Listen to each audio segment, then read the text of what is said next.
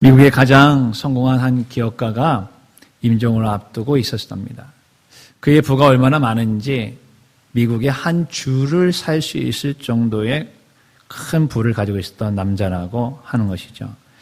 하지만 그가 임종을 하게 될 때에 손자들의 이름을 절반도 알지 못했다고 하는 것이고, 또 자녀들과 소중한 추억조차 하나도 남기지 못할 정도로 그저 그냥 돈을 버는 데에만, 일하는 데에만 집중했었던 사람이었습니다. 그리고 이제 운명의 시간이 되어서 마지막 이제 숨을 거두는 순간 그가 했던 말은 갑자기 탄식을 하면서 내가 인생을 잘못 살았다 하면서 숨을 거뒀다는 것입니다. 여러분, 이 사람의 인생은 성공 인생일까요? 어떨까요? 여러분 한번 생각해 보시길 바랍니다. 여기 또 한 사람이 있습니다.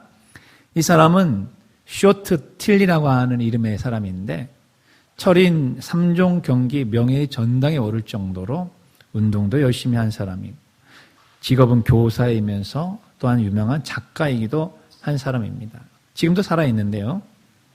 그는 하루 24시간을 888 원칙에 의해서 살아가고 있다고 하는 겁니다. 즉 8시간 잠자고 8시간 일하고 8시간은 뭐 할까요? 뭐 취미, 가족, 운동 이런 것을 하면서 사람들과 좋은 관계를 맺으면서 지금 살아가고 있다 하는 것이죠. 이 사람의 인생은 성공 인생일까요? 여러분 어떤 생각이 드십니까? 이 두 사람에 대한 우리들의 생각은 여러모로 다를 수가 있을 것입니다. 왜냐하면 성공의 정의를 어디에 두느냐 여기에 따라서 극명하게 달라지게 되는 것이죠. 성공이라고 하는 것을 내가 원하는 돈, 내가 원하는 명예와 내가 원하는 권력과 목표에 그것을 두고 그것을 얻기만 하면 다 된 것이다 라고 이렇게 생각하는 사람에게는 첫 번째 사람이 성공 인생일 것입니다. 왜냐하면 무엇보다도 그런 부류의 사람들은 성공의 과정보다 성공의 결과에 더 큰 점수를 두기 때문이죠. 반대로 성공이라고 하는 정의를 내 자신과 내 자신의 주변 사람들과의 좋은 관계, 그리고 행복한 추억을 만드는 것, 그리고 목적과 목표를 가지고 그것을 이루기 위해서 가는 과정에서 겪는 그 모든 것들을 다 포함하는 것이라 생각하는 사람에게 있어서는 두 번째 사람이 성공 인생에 해당이 될 것입니다. 그래서 저는 설교를 준비하면서 이 두 사람의 예를 생각하면서 오늘 설교 제목을 이렇게 한번 정해보게 된 것이었습니다. 성공 인생, 물음표, 느낌표. 어떻게 보면 처음에 여러분이 주부를 보면서 이게 잘못된 것이 아닌가? 성공 인생, 물음표면 물음표지. 느낌표면 느낌표지. 왜 둘 중에 두 개를 다 썼을까? 이렇게 생각했을 것입니다. 여러분이 지금 내가 꿈꾸고 있는 성공이라든가 지금까지 내가 성공했다고 생각하는 그 모든 것들이 진짜 성공 인생이십니까? 물음표에 되십니까? 아니면 성공 인생 느낌표에 지금 해당하고 계십니까? 둘 중에 하나일 것입니다. 과정 중에 있든지 결과를 어떻든지 두 개는 분명히 피해갈 수가 없는 것이죠.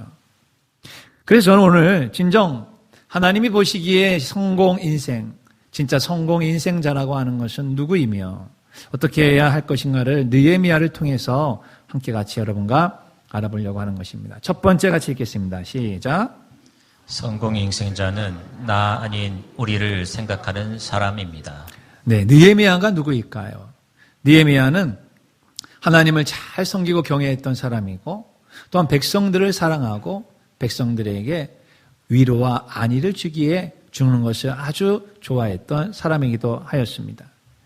그는 예루살렘에서 태어나지는 않았어요. 포로로 잡혀왔던 바사, 페르시아라고 하는 지역에서 그는 태어났었습니다. 그러면서도 그의 고국에 그 백성들이 겪고 있는 불행, 괴로움, 고통, 어려움, 슬픔을 들었습니다.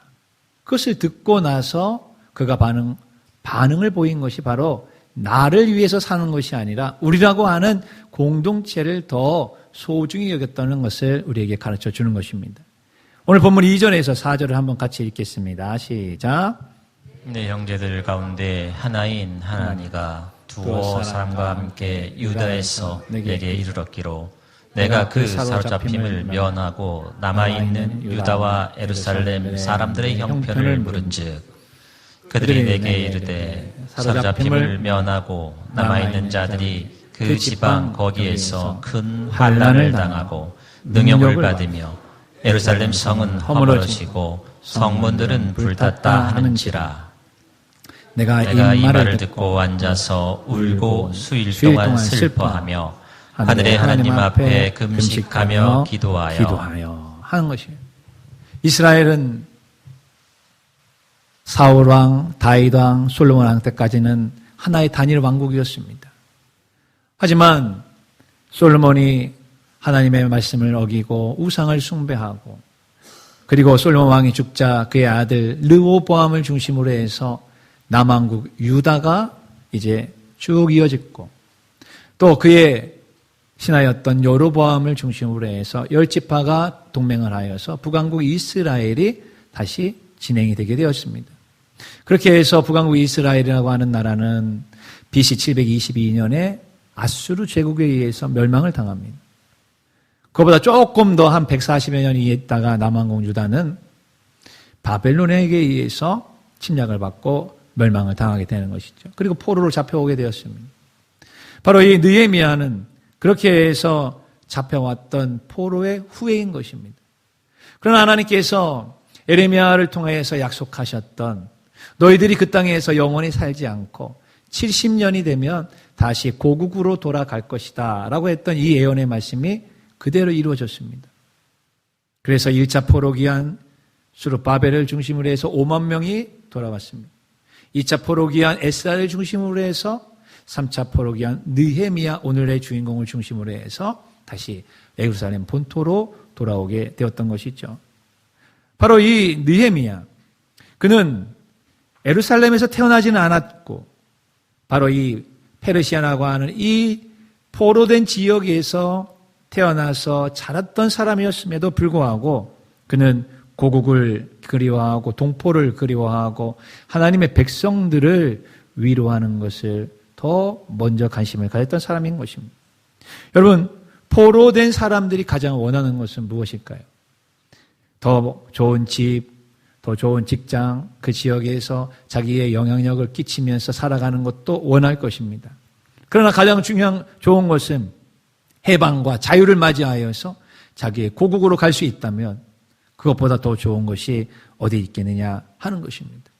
바로 하나님께서는 바사왕 고레스의 칙령을 통해서 이와 같은 일을, 불가능한 일을 분명히 이스라엘 백성들에게 이루어 주셨던 것입니다. 사랑하는 성도 여러분, 이스라엘이 1차 출애굽을 했을 때 애굽에서 430년간 종노릇하고 모세의 영도하에서 애굽을 탈출했던 일이나 바빌론에게 포로가 되어서 70년간 포로 생활하고 다시 70년 만에 돌아올 수 있었던 일이나 또한 예루살렘이 완전히 멸망당하고 성전이 파괴된 이후에 2000년 동안 나라 없이 정처 없이 떠돌다가 지금 이스라엘이라는 나라가 지금 현재 그곳에 있는 그 일이나 이 모든 일들은 사람이 꾸며낸 이야기가 아닌 줄로 믿으시길 바랍니다. 그 일은 사실이고 그 일은 성경에 기록되어져 있고 그 일을 행하신 분은 다름 아닌 능력의 하나님, 전능하신 하나님, 그들을 인도하신 하나님이신 줄로 믿으시길 바랍니다. 그 하나님이 우리를 인도하실 것이고 그 하나님이 우리를 도와주실 것이고 그 하나님이 우리 가운데 오늘도 임재하시는 줄로 믿으시길 간절히 바랍니다. 하나님은 오늘 우리와 함께하고 계시는 것입니다. 그러면서 느헤미야는 그런 하나님을 잘 믿고 섬겼습니다. 그는 이스라엘 백성들 동포의 처절한 아픔과 고통을 자신의 것으로 여겼습니다. 그러면서 금식하고 기도하였습니다. 눈물이 흐르는 것을 주체할 수가 없었던 것입니다. 왜냐하면 느헤미야에 있어서는 자신의 입신 양명보다 민족과 백성을 사랑하는 마음이 더 충만했기 때문에 그런 것입니다. 다시 말한다면 느헤미야는 자신이 처한 환경에서 오로지 나 자신, 내 가족만을 위한 성공자가 되기를 원한 것이 아니라 바로 나보다 우리를 위해서 살았던 사람이 바로 느헤미야였던 것입니다. 이런 사람이 성공의 반열에 오를 때 자신의 성공뿐만 아니라 많은 주변의 사람들이 그 아름다운 성공의 열매들을 같이 향유하게 될 것입니다. 우리가 인간관계를 사회생활에서 하면서 4가지의 관계로 우리가 생각해 볼 수가 있을 것입니다. 여러분은 이 4가지 관계 중에서 어디에 해당하는가 한번 생각해 보십시오. 첫 번째는 나는 이기고 너는 져야 돼. 윈루즈입니다. 이런 사람들이 있죠. 나는 항상 이겨야 돼. 나는 항상 앞서가야 돼. 내가 먼저 추월해야 돼. 내가 먼저 선점해야 돼. 내가 먼저 가져야 돼. 그러나 너는 항상 내 밑에 있어야 돼. 이런 겁니다. 아주 극단적인 자기 중심적인 인간입니다. 이기적인 것입니다. 인간관계보다는 어쩌면 물질을 더 중시 여기는 그런 마음의 소유자들이 바로 나는 이기고 너는 져야 된다라는 이 생각 속에서 살아가고 있는 것이죠. 두 번째는 나는 지고 너는 이겨야 돼. 이거는 뭐예요? 항상 나는 다른 사람들에 비해서 밑에 있고 낮아지고 어떻게 보면 겸손해 보일 수 있지만 다른 한편을 보면 내가 생존하기 위해서는 때로는 비굴해지기도 하고 비참해지기도 하고 나 자신을 비화시켜야 되겠다라고 하는 그런 분도 있을 것입니다. 이것이 진짜 겸손해서 나오는 것이라면은 괜찮은 것인데 그런 것이 아니라 나 자신, 다른 사람에 비해서 내가 열등하니까 어쩔 수 없이 나는 항상 져야 되고 당신은 항상 이겨야 된다 이런 생각을 갖는다면 이것도 또한 비참한 인생이 되고 말 것입니다. 세 번째는 이거는 정말 안 좋은 것이에요. 나도 지고 너도 져야 돼. 나도 망하고 너도 망해야 돼. 내가 못 먹으니까 너도 못 먹어야 돼. 우리가 그런 얘기 했잖아요. 내가 못 먹는 감 너도 못 먹게 내가 찔러버려야지. 물귀신 작전이죠. 물귀신같이 그냥 물고 늘어지는 것입니다. 그러니까 내가 안 되면 반드시 너도 안 돼야 돼. 이것이 만약에 우리 공동체에 많은 사람들이 이런 마음을 가지고 있다면 우리 교회의 사람들이 나도 안 되니까 교회도 안 돼야 돼. 이런 생각을 가지고 있다면 그 공동체는 그야말로 망하기 일보 직전이 될 것입니다. 아마 이런 생각은 별로 가지고 있지 않으실 것이. 나도 안 되고 너도 안 돼. 이거는 복수심, 원한 맺힌 사람이 가지고 있는 마음의 자세가 되는 것이죠. 마지막 네 번째는 뭐가 있을까요? 나도 이기고 너도 이겨야 돼. 그래서 우리는 서로 윈윈 할 수 있는 마음과 생각을 가지고 이런 관계를 가져야 되겠죠. 서로 도와주고 서로 이해해주고 서로 배려해주고 서로 안아주고 보듬어주고 서로가 서로에 대해서 당신이 높아지세요. 주님께서도 그렇게 성경에 얘기했잖아요. 나보다는 남을 더 어떻게 해요? 낮게 여기라 그랬죠. 낮게 여기라. 이거를 여러분은 시옷자로 생각하는 분들은 성장하고 성숙한 성도입니다. 그런데 지읒자로 생각하는 사람들은 오히려 자기 자신을 계속해서 과대 포장하고 있는 사람들. 나보다 남을 더 낮게 여겨라. 더 존중해라. 더 높여줘라. 이건데 낮게 지읒자, 지읒자로 생각하고 여기는 그런 성도가 있지 않기를 간절히 바랍니다. 이 4가지의 관계에서 여러분은 어디에 해당하고 계십니까? 세 번째는 절대 안 됩니다. 나도 안 되고 너도 안 된다. 이거는 다 망하는 길입니다. 근데 첫 번째가 많을 거예요. 나는 이기고 너는 져야 돼. 나는 항상 위에 있어야 되고 너는 항상 밑에 있어야만 돼. 과연 세상이 그럴까요? 영적인 세계도 그럴까요? 아니죠. 주님께서 만약에 항상 먼저 된 자가 항상 위에 있다면 나중된 자가 항상 아래에 있다면 왜 먼저 된 자가 나중되고 나중된 자가 먼저 되리라는 이 말씀하셨을까요? 영적 세계에서도 절대 그렇지 않습니다. 세상은 더더욱 그렇지 않을 것입니다. 앞에 계속해서 있기 위해서는 부단한 노력, 부단한 인격의 함량, 부단한 자기를 부인하고 자기를 쳐서 복종하고 시간과 물질과 에너지를 계속해서 투입하는 사람이 계속해서 먼저 갈 수가 있는 것이지 그것이 그만 멈춰지는 순간에는 역전이 되는 것입니다. 그러므로 여러분 혹시 나는 항상 위에 있어야 한다고 나는 항상 위에서 다스려야 된다고 생각하는 분이 있다면 정말 열심히 사십시오. 더 열심히 사십시오. 다른 사람에게 추월당하지 않도록 항상 그렇게 사십시오. 그러면 가능할 것입니다. 그렇지 않으면 불가능하게 되는 것이죠. 영국의 명품 백화점의 시초인 셀프리지 백화점을 창업한 해리 고든 셀프리지라는 사람이 있습니다. 이 사람은 미국 사람인데 어려서부터 성공을 꿈꿨다고 해요. 그래서 시카고 대도시에 나가서 백화점의 말단 사원으로부터 시작해가지고 초고속 승진을 하게 되었다는 것입니다. 그리고 그는 영국으로 건너가서 자신만의 새로운 백화점을 만들고 싶어서 영국으로 갔습니다. 학력도 별로 없고 가진 것도 없고 배경도 별로 좋지 않았던 그가 이렇게 이 영국의 명품 백화점의 시초가 되는 셀프리지 백화점을 이제 만들면서 성공적인 삶을 살아가게 됐던 이유를 다음과 같이 말하고 있습니다. 한번 여러분 길어서 제가 중간은 앞에 뒤에는 생략했는데 앞에는 이렇게 했습니다. 제가 성공한 것은 다른 사람들의 나쁜 행동을 보면서 반대로 행동했기 때문입니다. 직원들을 몰아치는 대신 앞서서 이끌었고 위험하고 겁을 주는 대신 함께 꿈꾸며 보상을 제시했습니다. 그러면서 이제 제가 적어놓은 것은 나보다는 우리 회사보다는 지역사회까지 바라보며 말로만 하지 않고 행동으로 본을 보였습니다. 하면 안 된다고 하는 일들을 보면서 해야 하는 일이 무엇인지를 배운 것이 비결입니다. 이렇게 말이죠. 나보다 우리를 중시 여겼던 사람이었기 때문에 그와 같이 되었던 것이죠.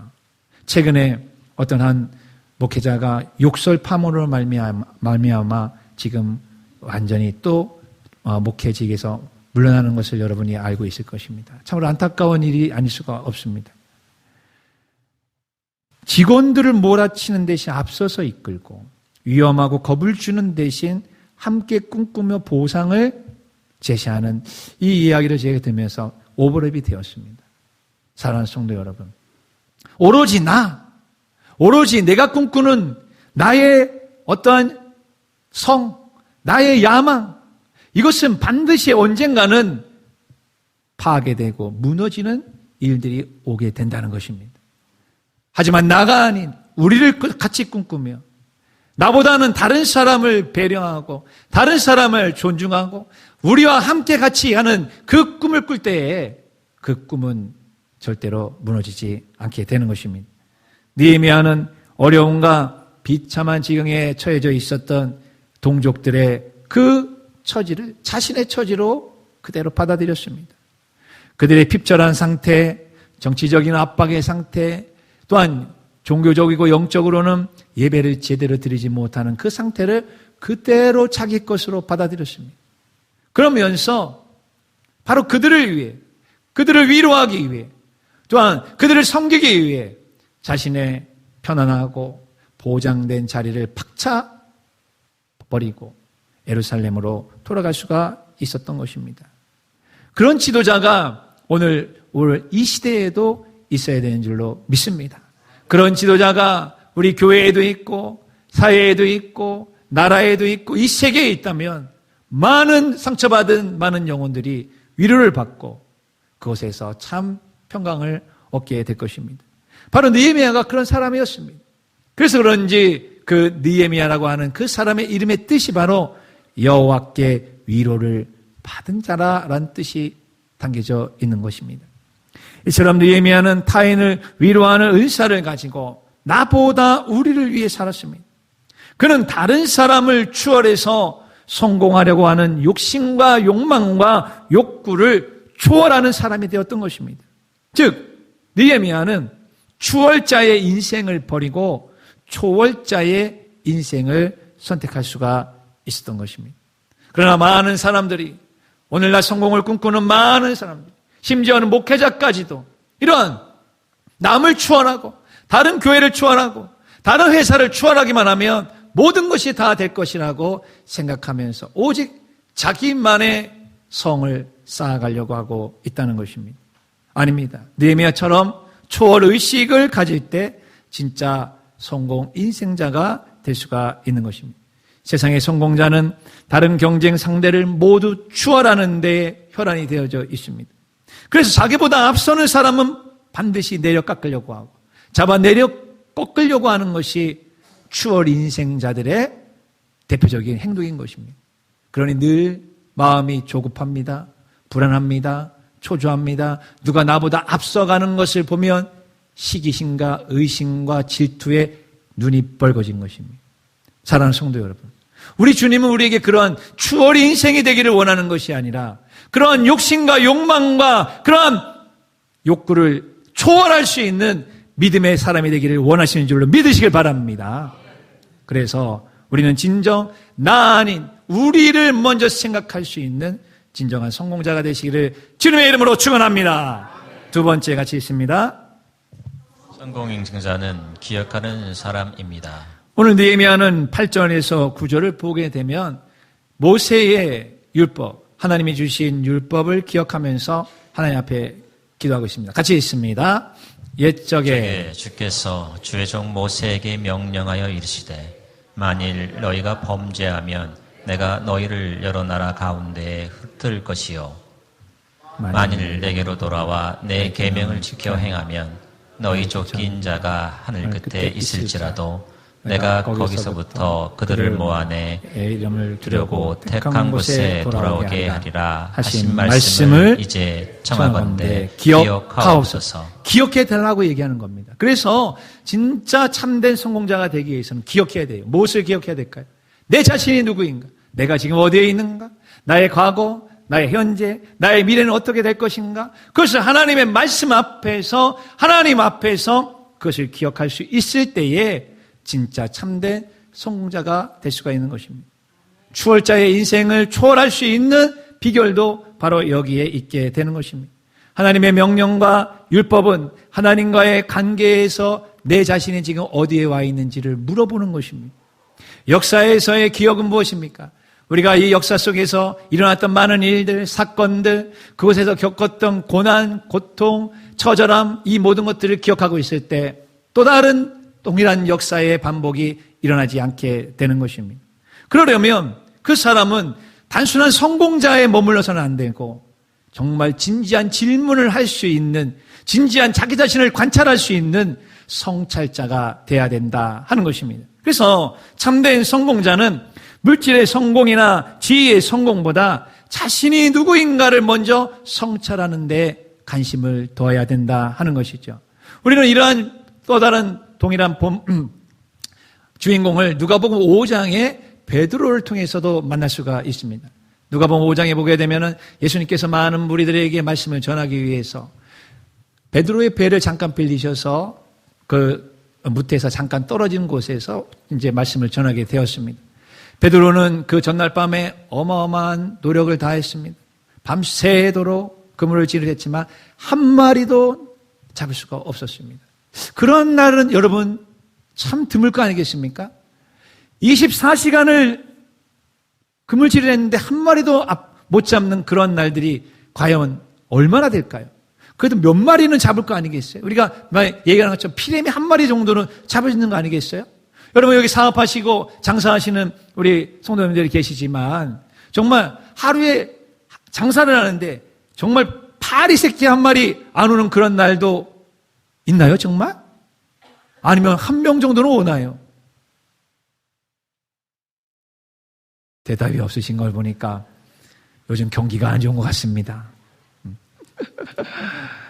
정말 우리가 노력하고 애쓰고 힘쓴 그 모든 것들 중에서 아무것도 열매가 없었을 때 그 허탈함, 그 허망함, 그리고 이제는 하기 싫다라고 하는 포기하고 싶은 마음들 우리에게 다 있을 것입니다. 바로 베드로의 친구들이 그러한 처지에 놓였던 것이죠. 예수님께서 말씀을 다 마치셨습니다. 그리고 베드로에게 이야기합니다. 베드로야, 배를 좀 저 깊은 데로 좀 가자. 깊은 데 가서 그물을 좀 내려라 라고 얘기했습니다. 그랬을 때 베드로가 했던 말은 너마도 잘 알고 있는 거 아니겠어요? 선생님, 우리가 밤새도록 고생해서 그물질을 쳤지만은 아무것도 잡을 수가 없습니다. 그리고 지금 이 시간에는 그곳에는 고기가 없어요. 여러분, 고기가 그래도 자기의 숨을 곳이 있어야 될 거 아니겠어요? 아주 그냥 벌건 대낮에 뻔히 보이는 그 맑은 그곳에 고기가 있을 리가 없어요. 그것은 베드로 때도 그랬어요. 베드로 아버지 때도 그랬어요. 베드로 할아버지, 증조, 고조, 고고조 할아버지 그곳에는 그때는 없었어요. 그러니 이 어부로 뼈가 굵은 전문가, 이 베테랑인 이 베드로의 입장에서 보면 목수이신 예수님에게 예수님 그런 말 하지 마세요 라고 이야기할 수 있을 거 아니겠습니까? 그랬을 때에 예수님은 베드로야 그래도 한번 해봐라. 순종했습니다. 베드로가 그 말씀을 순종하여 예, 제 생각과 제 느낌과 제 감정에는 이렇게 되는 것이 마땅하다고 생각하지만 선생님 말씀하시오니 내가 순종하여 그물을 내리겠습니다. 내렸더니만 그물이 찢어질 정도의 고기들이 잡혀서 그 옆에 있는 베드로 오라고 한 거 아니겠어요? 그 옆에 있는 베드로 역시 빈배였을 거 아니겠습니까? 같이 나눠주면서 자신이 지금 받은 성공과 자신이 지금 받은 축복을 나눠줄 수 있는 자가 되었어요. 많은 사람들이 그 어마어마한 고기를 보면서 무슨 생각을 했을까요? 야, 오늘 고기 많이 잡았다. 우리들 생각하면, 야, 이거 한 몇 천만 원 되겠는데? 오늘 그러면 나가 몇 백만 원은 받아가겠지. 야, 오늘 가서 뭐를 사가지고 갈까? 오늘 아이들한테는 오늘 저녁 때는 뭐를 먹일까? 우리 이것을 무엇을 할까? 이런 생각을 하고 있는 것이 당연할 것입니다. 그런데 바로 그때 베드로만큼만은 달랐습니다. 베드로는 지금 물질과 물건과 넘쳐나는 그 물고기라고 하는 것에 관심을 갖지 아니하고 진지한 물음에 관심을 가졌어요. 그 진지한 물음은 무엇일까요? 저분은 누구일까?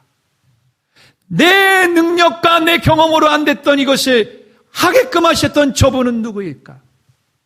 이러한 물음을 던진 것입니다. 여러분, 물질과 물건과 물량보다 더 중요한 것이 진정한 물음이라는 사실을 기억하시길 간절히 바랍니다. 그 물음이 무엇입니까? 누가복음 5장 8절 보십시오. 같이 읽겠습니다. 시몬 베드로가 이를 보고 예수의 무릎 아래에 엎드려 이르되 주여 나를 떠나소서 나는 죄인으로서이다 하니 이는 자기와 함께 있는 모든 사람이 고기 잡힌 것으로 말미암아 놀라고. 예, 고기 많이 잡혔으니까 이제 돈 많이 들어온다. 야, 이제는 정말 좋구나. 행복하구나. 이제는 성공했구나. 그러고 있을 때에 저분은 누구인가? 나는 누구인가? 이것을 기억했다는 것입니다. 즉, 성공한 인간에게 있어 베드로는 성찰한 인간으로 변하며 그렇다면 주님이 원하시는 사명자의 길을 갈 수 있는 계기가 바로 여기서부터 출발하게 된 것입니다. 여러분, 그렇게 되기 위해서는 반드시 내 자신에 대한 관찰이 필요한 것이죠. 그렇다면 내 자신에 대한 정확한 관찰을 어떻게 할 수 있을까요? 어디서 할 수 있을까요?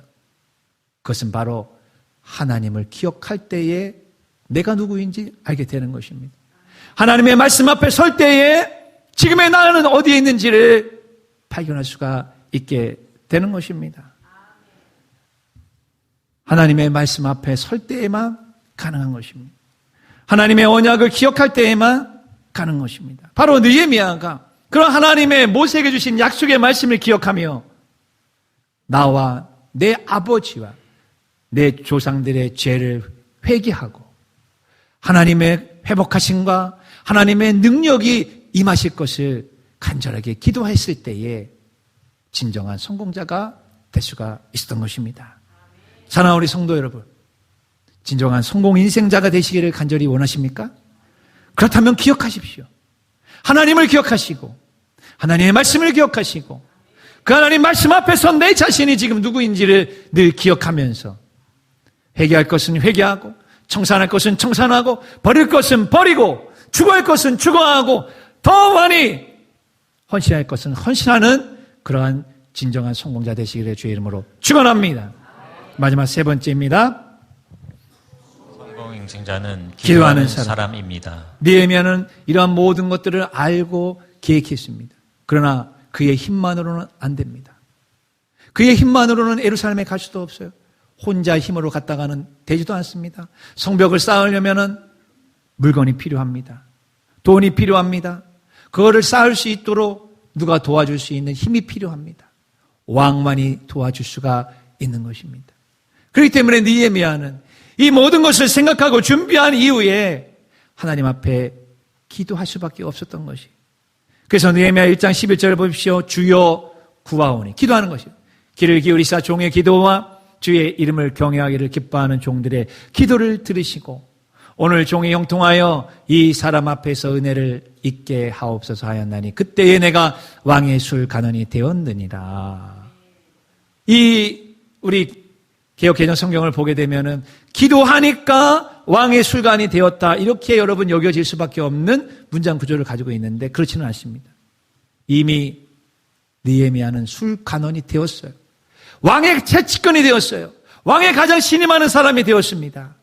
그런데 그럼에도 불구하고 예루살렘으로 가는 그것은 자기의 힘으로 안 되는 것이었어요. 그래서 하나님께 기도했던 것이에요. 특별히 영어 성경을 보게 되면 더 분명하게 나옵니다. 느헤미야 1장 11절 빨간 신문 Give your servant success today, 이렇게 되어져 있어요. 하나님 주십시오. 당신의 종에게 성공을 오늘 주시옵소서.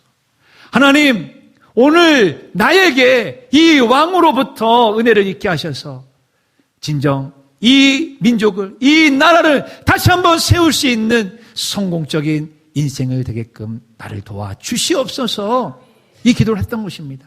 이 기도가 저와 여러분의 기도가 되시기를 간절히 축원합니다. 특별히 야베스의 기도를 여러분이 기억하실 것입니다. 야베스의 기도, 역대상 4장 10절의 말씀을 다시 한번 읽습니다. 시작. 야베스가 이스라엘 하나님께 아뢰어 이르되 주께서 내게 복을 주시려거든 나의 지역을 넓히시고 주의 손으로 나를 도우사 나로 환난을 벗어나 내게 근심이 없게 하옵소서 하였더니 하나님이 그가 구하는 것을 허락하셨다. 이 말씀을 그대로 두고 계시면 주님 나에게 복을 주시옵소서, 이거 기도해야지 되는 것입니다.